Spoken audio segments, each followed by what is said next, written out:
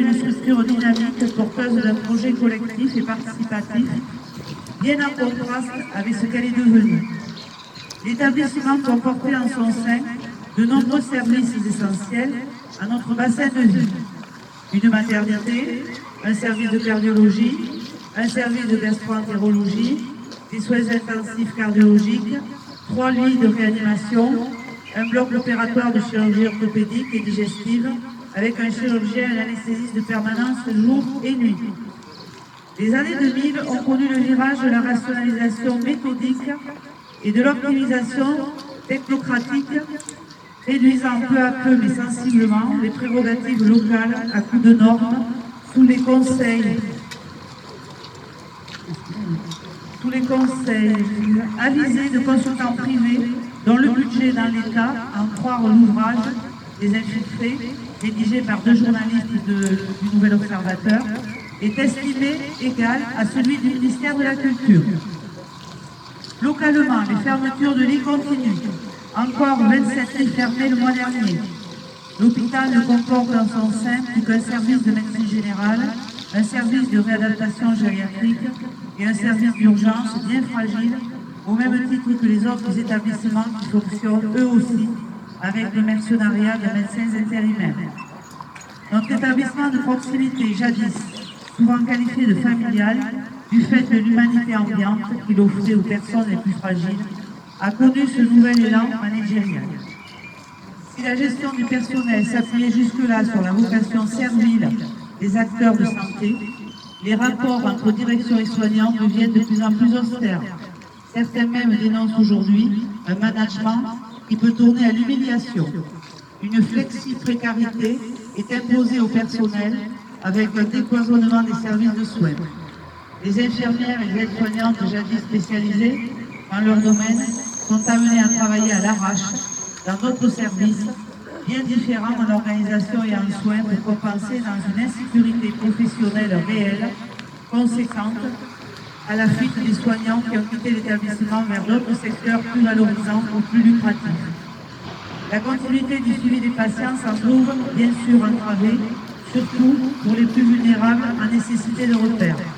La prise en charge de plusieurs services de soins par une même infirmière se généralise, notamment la nuit. Dans les EHPAD, certains personnels en sous-effectif ont cette désagréable impression de voir plus le derrière des patients que leur visage, tant le rythme est soutenu. Le rappel sur les jours de repos et les congés annuels sont très fréquents, amputant la vie sociale et familiale des personnels pourtant déjà éprouvés par la période Covid. Le plan instauré dans de nombreux hôpitaux à l'occasion de la période Covid sur des personnels déjà en sous-effectif se trouve maintenant relancé pour ce motif redondant de manque d'effectifs. Il est à signaler que cette pénurie a été planifiée depuis des années par les directions d'établissements qui ont asséché les poules de remplacement. Cette situation enfonce à nouveau un coup de canif dans le droit du travail des personnels de santé. Les soignants sont déjà corsetés dans leur devoir de réserve, l'obligation d'un service minimum relatif à la continuité des soins en cas de grève. Ils vivent par conséquent une réelle limitation de leur droit d'expression. Des menaces de mise en diffamation sont régulièrement prononcées à l'égard de ceux qui osent dépasser le climat de peur installé dans les établissements de soins pour dénoncer leurs conditions de travail. La qualité des soins relève d'un sophisme. Les contrôles d'accréditation des établissements sont annoncés des mois à l'avance. Les jours avoisinant le contrôle, les postes de congé sont interdits. Et les soignants se trouvent mal à l'aise dans un soudain sureffectif. Alors que le sous-effectif est plutôt coutumier de leur environnement de travail.